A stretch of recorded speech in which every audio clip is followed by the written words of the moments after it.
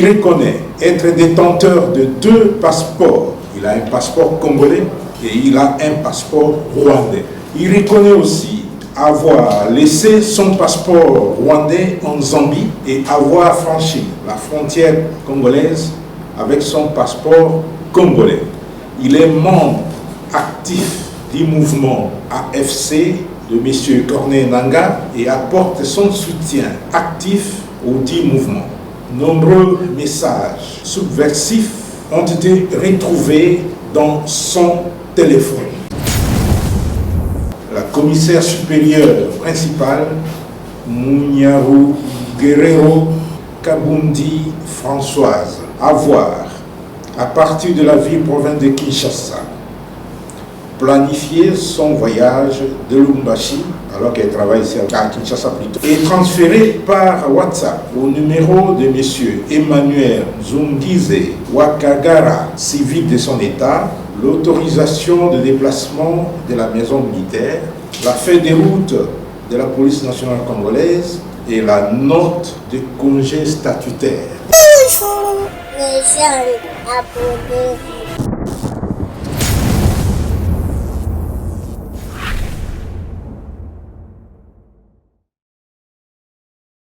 Les forces armées de la République démocratique du Congo ont présenté ce vendredi 15 novembre 2024 à la presse 3 collaborateurs de l'Alliance Fleuve Congo de Corneille Nangaa. Ces derniers ont été interpellés par les services spécialisés le 9 novembre dernier à Lubumbashi dans le Haut-Katanga. Il s'agit de la commissaire supérieure principale Munyaru Guerrero Kabundi Françoise, directrice adjointe de la protection civile de la police nationale congolaise, du M. Nzungize Wakagara Emmanuel, opérateur économique et directeur général de Tukenga, une société basée à Goma en RDC et à Gisenyi au Rwanda, et du M. Lengangama Wakonge Pacom, directeur régional AI de la régie des eaux Grand Katanga.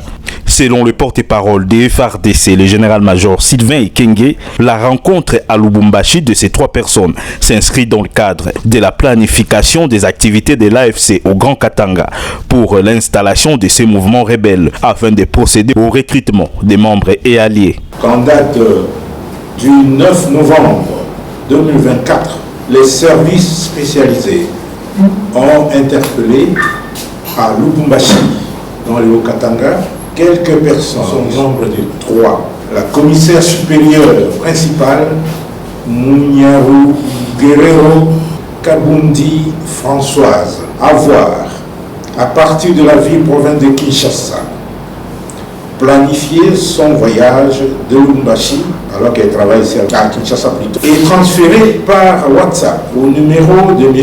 Emmanuel Zungize Wakagara, civil de son État, l'autorisation de déplacement de la maison militaire, la feuille de route de la police nationale congolaise et la note de congé statutaire. Pour rappel, cet officier avait déjà dans le passé fait l'objet d'une interpellation à Goma, à la frontière avec le Rwanda, pour détention des documents compromettants.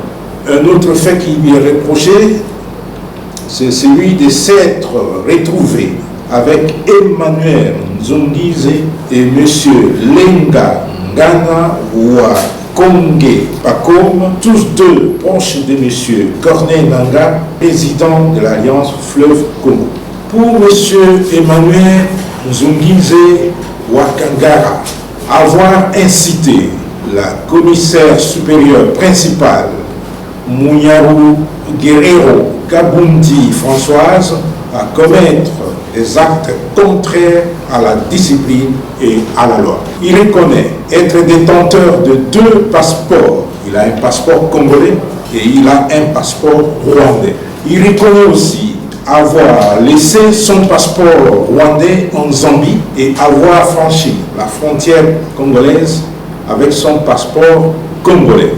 Il est membre actif du mouvement AFC de M. Corneille Nangaa et apporte son soutien actif au dit mouvement. Nombreux messages subversifs ont été retrouvés dans son téléphone. Eh bien, il reconnaît être membre actif et soutient financièrement l'association ISOCO. C'est une mutualité des outils en RDC qui accordent des bourses d'études aux jeuns de la dite association, et je vous informe que la plupart de ces jeunes ont rejoint les mouvements terroristes M23, AFC, RDF. M. Emmanuel Zungeze est l'un des principaux financiers de l'association Isoko. La troisième personne s'appelle M.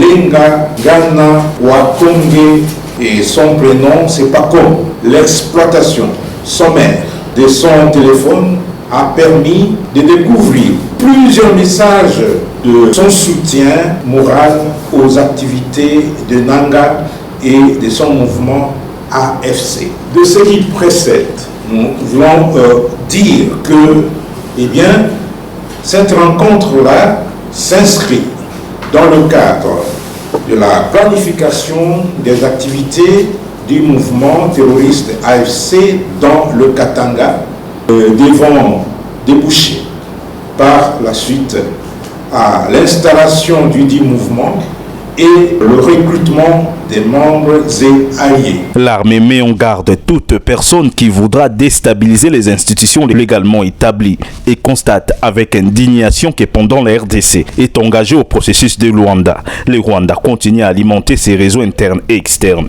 Nous voulons dire que, eh bien, cette rencontre-là s'inscrit dans le cadre de la planification des activités du mouvement terroriste AFC dans le Katanga, devant déboucher par la suite à l'installation du dit mouvement et le recrutement des membres et alliés. L'armée met en garde toute personne qui voudra déstabiliser les institutions légalement établies et constate avec indignation que pendant la RDC est engagé au processus de Luanda. Le Rwanda continue à alimenter ses réseaux internes et externes. Voilà, alors mon général, pour ceux-là qui vont vous suivre pour la première fois peut-être dans les médias, pourriez-vous vous présenter? On m'appelle le général-major Sylvain Ekenge Moussa-Ifomi, je suis commandant du service de communication et d'information et puis porte-parole des forces armées. Voilà, mon général, depuis le vendredi, si je ne m'abuse, il y a un communiqué dans lequel l'État congolais ou l'armée congolaise a lancé l'opération de recrutement. Pourrions-nous savoir un peu d'une manière détaillée concernant ces communiqués? Bon, le recrutement n'a pas été lancé selon le vendredi, c'est depuis longtemps que le recrutement a commencé, mais nous avons lancé ce message pour renforcer ce que l'autorité veut. Nous sommes en train de procéder au recrutement de 60 000 hommes. Et ce recrutement ne se fera pas d'un coup, ça se fera palier par palier, on va aller étape par étape. Vous vous souviendrez qu'il y a 2 ans, c'était pratiquement, oui, nous avons totalisé 2 ans, on avait recruté 40 000 hommes qu'on a formés et qui travaillent aujourd'hui, il y en a qui sont en train de parfaire leur formation et nous voulons recruter 60 000 hommes. Pourquoi recruter 60 000 hommes? Nous sommes un pays continent, nous avons autant de provinces, 26 provinces, il y a de ces provinces qui ne sont pas couvertes par l'armée. Il y a de ces provinces où il y a des endroits qui sont vides, nos frontières sont poreuses, et il faudrait les couvrir par la présence des militaires. Et nous voulons que l'armée s'occupe de la sécurisation de l'ensemble du pays. Il faut créer de nouvelles unités, renouveler les unités, puisqu'il y a dans certaines unités les gens, les soldats qui ont pris de l'âge. Il faut amener un nouveau souffle, des nouveaux militaires, et il faudrait également assurer la relève des unités. Il y a des unités qui sont engagées aux opérations depuis plus de 10 ans, qui ne sont pas relevées, et il faut créer d'autres unités pour procéder à leur relève. Donc, il y a beaucoup de zones grises dans notre pays. J'ai dit que nous sommes un pays continent. Il faut couvrir ces zones grises-là. Et il y a des endroits même où vous trouverez, par exemple dans mon territoire où il n'y a qu'un officier et 3 militaires, Et dans d'autres territoires, il n'y a même pas de la présence des militaires. Ce n'est pas normal. Il faudrait que nous puissions former les militaires pour pouvoir circonscrire toute l'étendue de notre pays. Voilà. Vous parlez du recrutement de 60 000 hommes. Ça sera la 40e promotion déjà. Alors ici, on ne parle pas de promotion. La loi portant organisation et fonctionnement des forces armées, la loi portant statut du militaire congolais dit que chaque année, on doit recruter. Chaque année, on doit recruter. Mais on a fait plus de 10 ans sans qu'il y ait de recrutement.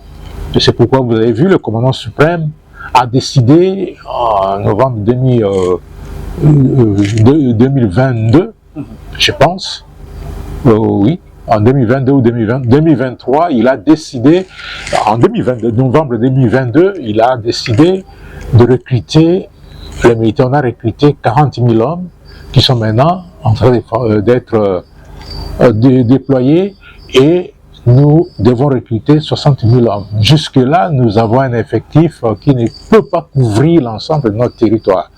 Ça, c'est une obligation constitutionnelle, une obligation légale. Nous devons à tout moment recruter. Ce n'est pas un problème de promotion. Ici, on parle des soldats des rangs qu'on doit recruter pour étoffer les unités et pour créer d'autres unités. On ne parle pas en termes de promotion. Les promotions sont dans des écoles. Effectivement, il y aura dans l'entretemps et dans la foulée, il y aura aussi le recrutement pour l'académie militaire, le recrutement pour les écoles, ainsi de suite. Voilà. Vous parlez des 60 000 hommes. Qu'est-ce que, au-delà de la nationalité congolaise, qu'est-ce que l'État attend encore de ces nouvelles recrues? Si vous voulez qu'on parle des conditions qui sont exigées pour le recrutement, les conditions sont claires. Il faut être d'abord congolais. Il faut avoir la nationalité congolaise. Je voulais parler dans les termes politiques qui disent congolais de père et de mère, non, la nationalité congolaise. Vous devez être congolais d'abord et être âgé, être jeune fille ou jeune garçon, âgé de 18 ans révolu à 25 ans pour la troupe, pour être soldat et aussi pour aller à l'académie militaire aussi, et pour les cadres universitaires, avoir tout au plus 35 ans d'âge. Au-delà de 35 ans, on ne prend pas. L'autre condition, c'est que il faut avoir fait au moins, si vous voulez devenir soldat de carrière, il faut avoir fait au moins 4 ans secondaires, 4 ans d'études secondaires. Et en plus de cela, il faut être en possession de toutes ces facultés mentales, toutes ces facultés sanitaires. Il faut être en bonne santé mentale et il faut être physiquement apte, puisque dans l'armée, on ne recrute pas les inaptes. Et avoir un casier judiciaire vierge. Nous, on ne recrute pas des Kuluna, on ne recrute pas des bandits, on recrute des gens, des valeureux fils de la République qui doivent venir la servir sous les drapeaux. Et enfin, il faut être célibataire et sans enfant. J'insiste là-dessus parce que nous ne recrutons pas des filles mères, nous ne recrutons pas des garçons qui sont déjà pères, nous recrutons des jeunes qui ne sont pas mariés, qui sont célibataires, et des jeunes qui n'ont pas d'enfants, que vous soyez jeune fille ou jeune garçon. Donc ça, c'est un devoir impérieux et vous devez, comme je l'ai dit, être en bonne santé. Nous allons revenir peut-être là-dessus après. Et vous avez dit, vous ne prenez pas les filles mères, encore moins des hommes qui ont des enfants. Si par patriotisme, la majeure partie de vos répondants sont des filles ou des fils. Il n'y en aura pas que ceux-là. Si vous venez, vous êtes des filles mères, vous êtes un garçon père, on ne va pas vous accepter. Il y a d'autres, il y a beaucoup d'autres qui viennent, qui sont des jeunes. Nous avons besoin des jeunes qui n'ont pas, qui vont consacrer toute leur vie. Pourquoi nous disons cela? La loi dit ceci. Si vous entrez dans l'armée pour la première fois, vous terminez votre formation, vous devez servir la patrie pendant 7 ans, tout en étant célibataire sans enfant. Vous vous engagez pour 7 ans. Vous avez signé un engagement pour servir la patrie. Vous consacrez toute votre vie pour le service de la patrie pendant 7 ans. Après 7 ans, si vous voulez renouveler le contrat, vous le faites. Si vous voulez quitter l'armée, vous partez. Et si vous voulez renouveler le contrat, c'est à partir de ce moment-là que vous pouvez vous marier et avoir des enfants. Et dans l'armée, le papa, la maman, les parents, c'est l'armée. Le papa, la maman, l'oncle, les parents du militaire, c'est l'armée. C'est l'État congolais à travers l'armée. Et c'est l'armée qui sort son argent pour que vous puissiez vous marier. Ce ne sont pas vos parents. C'est l'armée qui supporte tout cela. Alors, l'armée donne des conditions strictes. 7 ans sans mariage et sans enfants, vous consacrez tout ce que vous avez reçu de l'armée à son service. Puisque quand vous venez, on va vous former, vous n'allez pas payer le minerval, on va vous habiller, vous n'achèterez pas les habits, on va vous loger, on va vous soigner, on va vous faire manger. Tout ça, c'est l'armée qui supporte tout cela. Et vous devez consacrer 7 ans pour l'engagement que vous avez pris avec l'armée avant de vous engager à prendre une épouse ou à prendre un mari ou à avoir des enfants. Voilà, l'objectif est de couvrir les zones grises que vous avez dit, c'est de recruter 60 000 hommes. Vu les situations que traverse notre pays, alors si par patriotisme aujourd'hui, le nombre a dépassé les 60 000 hommes, qu'est-ce que vous prévoyez? Nous allons recruter 60 000 hommes, mais étape par étape. On ne va pas recruter 60 000 hommes au même moment. Les gens intelligents travaillent par objectif. Et notre objectif, c'est d'atteindre 60 000 hommes.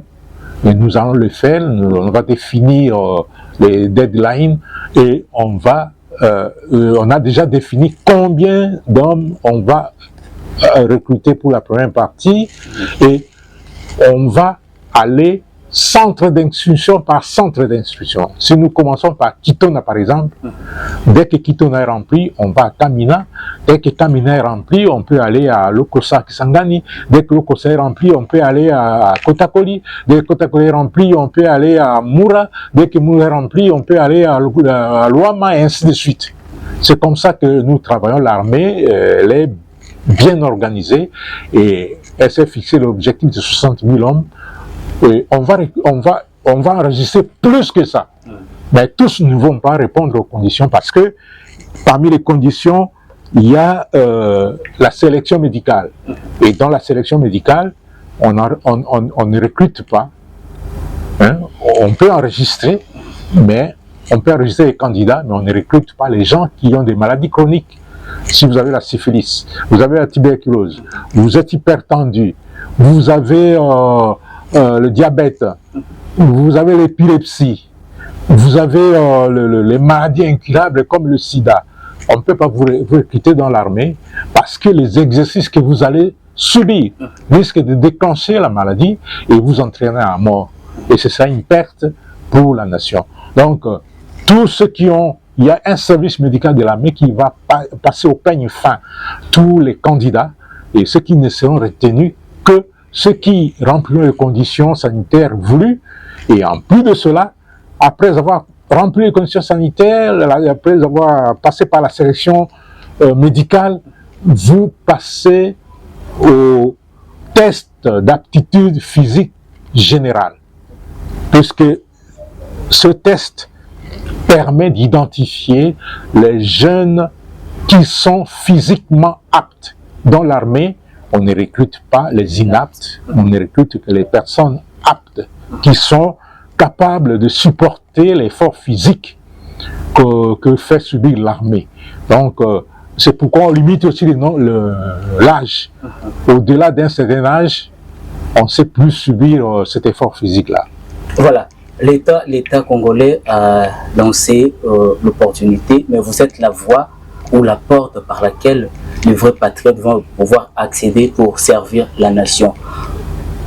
Par rapport aux différentes images qui circulent dans notre pays, où on voit les soldats congolais aujourd'hui maltraités, marginalisés, ces images-là ont découragé certains compatriotes qui, dorénavant, avaient cette volonté d'adhérer ou de rejoindre l'armée? Je voudrais d'abord, il y a des choses dans ce que vous dites. Nous, des médias, nous tombons, que ce soit nous des médias, que ce soit la population congolaise, nous sommes beaucoup plus naïfs. Vous oubliez que nous sommes en guerre, et la guerre, elle est beaucoup plus psychologique. C'est la guerre de l'information. Et la plupart des messages qui circulent sont envoyés par les Rwandais pour nous démoraliser, pour que l'opinion nationale soit démoralisée. Et nous, dans notre naïveté, nous les partageons, nous les diffusons. Ça, c'est de un. De deux, je dirais avec force, et je vais m'adresser à tous les jeunes, je vais les regarder dans les yeux, que si vous n'avez pas de vocation, ne venez pas dans l'armée. L'armée, c'est un domaine, c'est un apostolat. C'est l'apostolat qui doit vous animer pour que vous puissiez venir dans l'armée. Dans l'armée, on ne vient pas pour devenir riche. Dans l'armée, on ne vient pas pour être commerçant. Dans l'armée, on ne vient pas pour avoir je ne sais quoi. Si vous venez dans l'armée, c'est pour servir la nation et faire la guerre. Et mourir pour que le peuple congolais soit libre et indépendant, et mourir pour que l'intégrité territoriale de notre pays soit assurée. Donc on ne vient pas dans l'armée parce qu'on est chômeur, on ne vient pas dans l'armée parce qu'on veut avoir un travail, on veut résorber son chômage, on ne vient pas dans l'armée pour trouver de l'argent.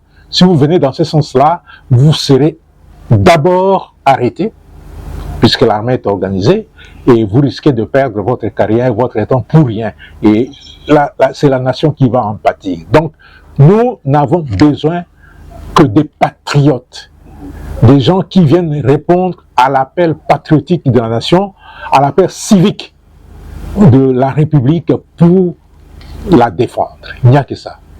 Voilà. Une fois les recrutements finis, il y a des nouvelles recrues, il y a les formations qui se suivent, et puis la prochaine étape, c'est quoi? Qu'est-ce qu'il faut faire ou comment faire pour envoyer peut-être des nouvelles recrues sur les champs de guerre ou des terrains? Alors, avant toute chose, nous sommes, aujourd'hui, on a ouvert la saison de recrutement et on est à l'étape, le recrutement, je dis, c'est un processus. Le recrutement, en tant que processus, a plusieurs étapes. La première étape à laquelle nous sommes, c'est l'étape d'enregistrement des candidats au recrutement. Les gens qui viennent, ils vont là, dans les régions militaires, où il y a des structures de recrutement qu'on appelle DISO et des CISO. Les DISO sont des directions d'information, de sélection et d'orientation des candidats.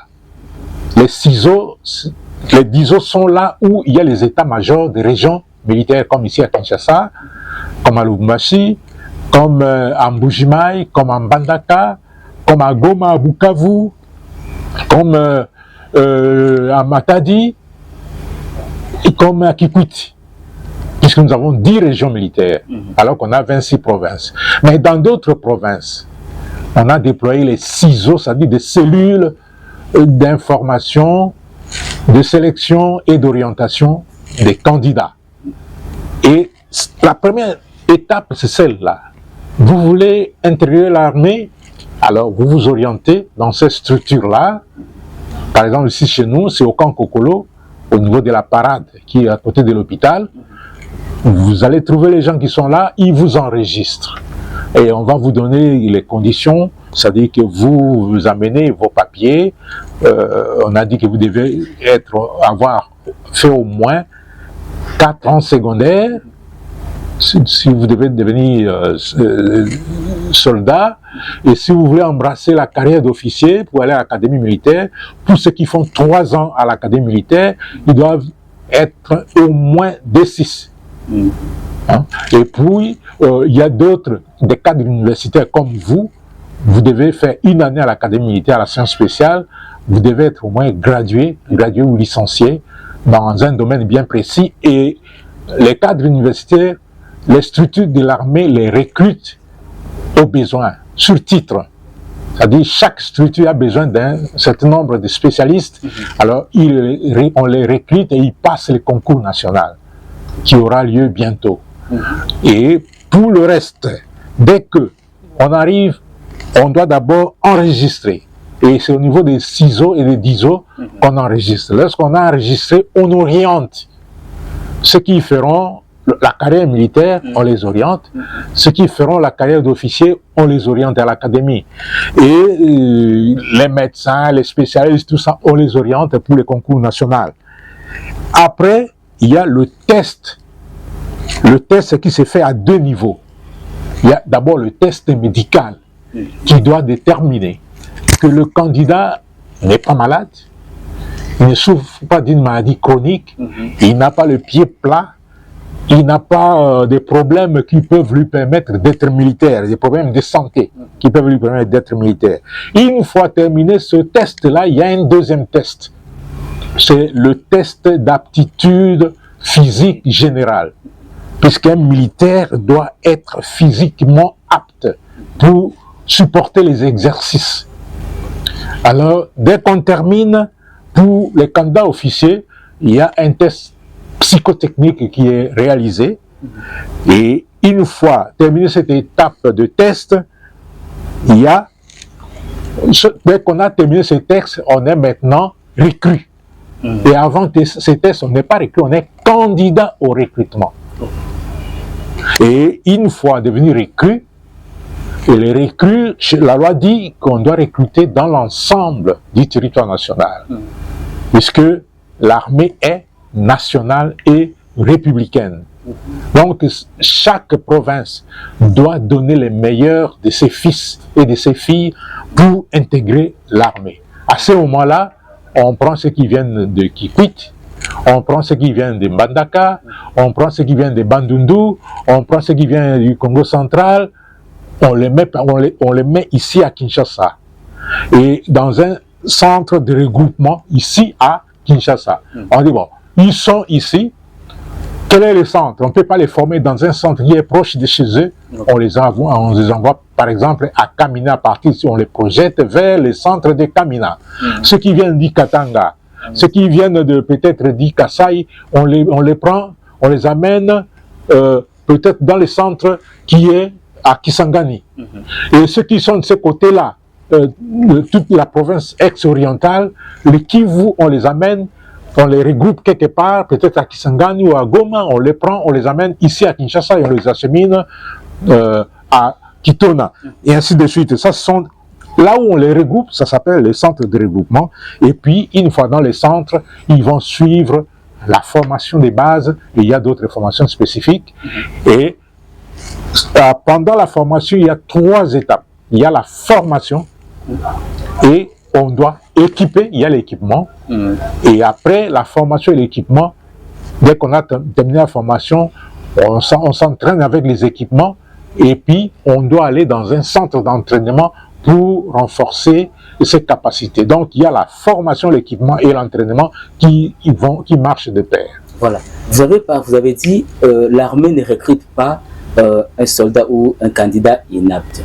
S'il arrivait pendant la formation, l'exercice physique, un candidat tombé peut-être malade ou il connaît un accident lié à la formation, qu'est-ce que l'armée fait à ce moment-là? L'armée va le soigner, va soigner la recrue, et si l'accident ou l'infirmité ou bien la maladie est soignée, prise en charge, l'armée va prendre en charge, et si la maladie est soignée, si la personne est guérie, il peut continuer avec son instruction. Si la personne n'est pas guérie, on va la remballer et la ramener là d'où elle est venue. Et il y a aussi des candidats qui échappent à tous ces contrôles-là. Mais lorsqu'ils arrivent au centre, toutes ces maladies que nous avons qualifiées de chroniques ressortent, on va les soigner et puis après on les remballe chez eux à la maison. Okay. Voilà, pour finir, vous avez parlé de la création d'une nouvelle unité, c'est ça? Non, on recrute d'abord pour créer de nouvelles unités, de nouvelles brigades. Et une brigade, c'est une grande unité qui est composée des bataillons, les bataillons composés des compagnies composées des pelotons, les pelotons composés de sections, et on forme des unités, des nouvelles unités. Comme on peut aussi former pour compléter les anciennes unités. Puisque dans certaines anciennes unités engagées, il y a eu beaucoup de cas d'attrition. C'est-à-dire, il y a eu des morts, il y a eu des blessés, il y a eu des malades, il y a eu des gens du troisième âge. Donc l'effectif opérationnel a diminué. Et on peut prendre ces gens-là, on les met à côté et on renforce avec les nouveaux venus. On les mélange avec les anciens, on les entraîne et puis l'unité est prête maintenant au combat. C'est comme ça que ça se fait. Voilà, merci beaucoup Général Ekenge, nous sommes à la fin de notre entretien. Si vous avez juste 1 ou 2 minutes pour lancer un message en lingala et puis en français pour tous les compatriotes congolais qui désirent bien évidemment adhérer à l'armée question de rajeunir puis renforcer notre armée. Nous n'avons que le Congo comme pays. Nous attendons des jeunes Congolais. Nous attendons des jeunes filles, des jeunes garçons, qu'ils puissent répondre à l'appel de la nation, à l'appel de la patrie. Il n'y a pas une autre personne qui viendra défendre notre pays. Il n'y a pas une autre personne qui viendra protéger nos populations et leurs biens si ce n'est nous-mêmes. Nous, on est à la porte de sortie. Nous attendons que des jeunes gens viennent récupérer notre place puisque nous allons partir. Ils doivent être bien formés pour défendre la République. Et nous attendons de vous un engouement dans les centres de sélection pour vous faire enrôler, pour vous faire enregistrer. Et puis, les meilleurs d'entre vous seront sélectionnés et on va les acheminer dans les centres pour être formés. Et nous voulons que la formation cette fois-ci soit la formation des vrais patriotes, des gens engagés à servir la République sans arrière-pensée, les gens engagés à mourir pour la patrie. C'est ça ce que nous voulons. Nalingi na lobalinga vous ete mboka oyo eza ya biso. Eza mboka moto musulite. Oya ko batela mboka oyo na ba mboka eza bobele biso ba Congolais.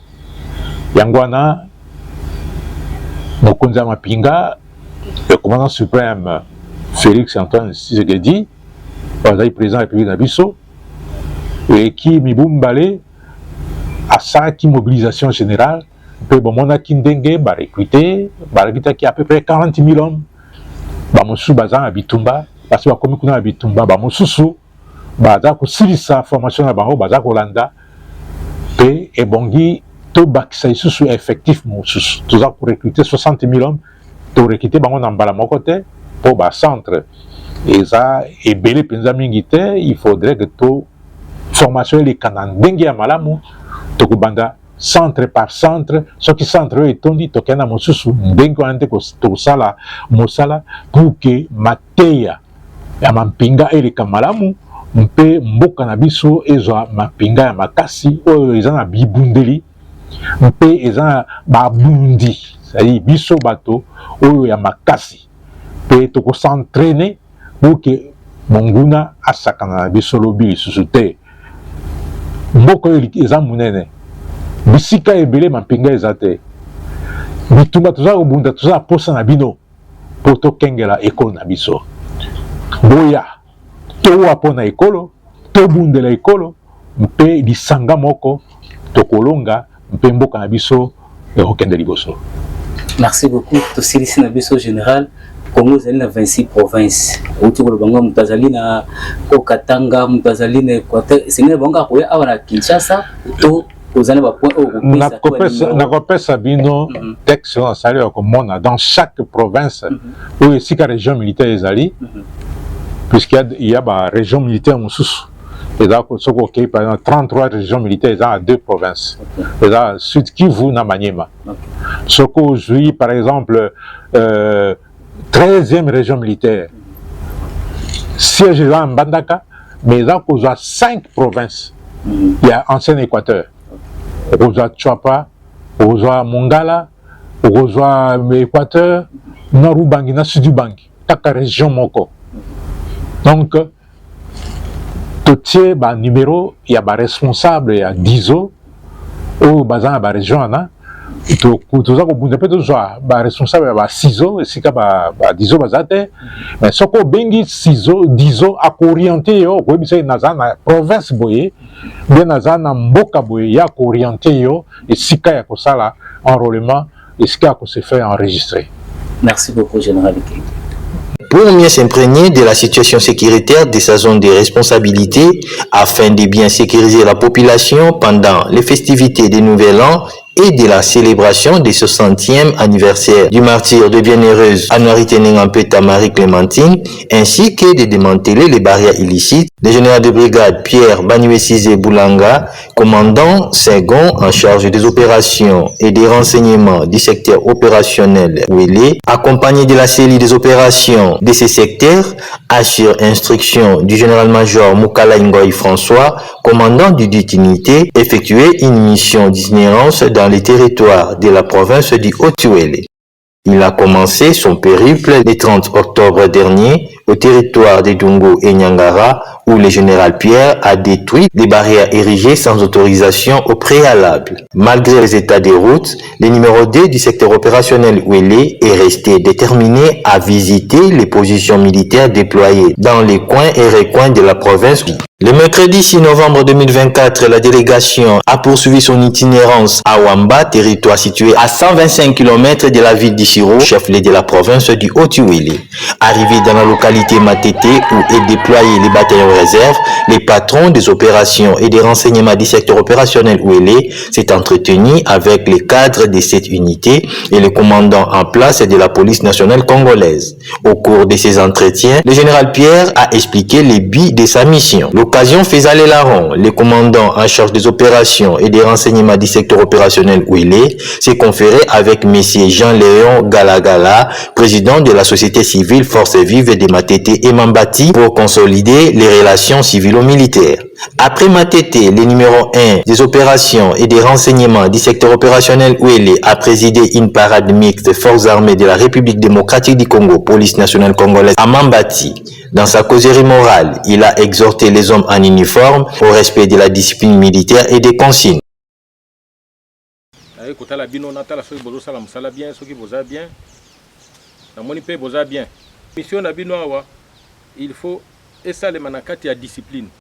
Ensuite, le général Pierre s'est rendu à Bavadili, localité du territoire de Bafasende dans la province de Chopo, précisément au poste de commandement de la compagnie écran de surveillance où il a sensibilisé les officiers de cette unité amis à la vigilance avant, pendant et après les fêtes du Nouvel An et surtout que la province voisine du Haut-Uélé va accueillir les autorités en marge de la célébration de la fête des bienheureuses Anouarité. Signalons que la prochaine étape sera le territoire de Ouacha pour une mission similaire. Le commandant des opérations et gouverneur militaire de l'Ituri, le lieutenant-général Louéon Kachama Johnny, qui a présidé cette cérémonie, a salué la collaboration entre les deux forces. Je suis l'homme le plus heureux parce que cela montre que nous collaborons très bien avec la MONUSCO. Vous voyez le chef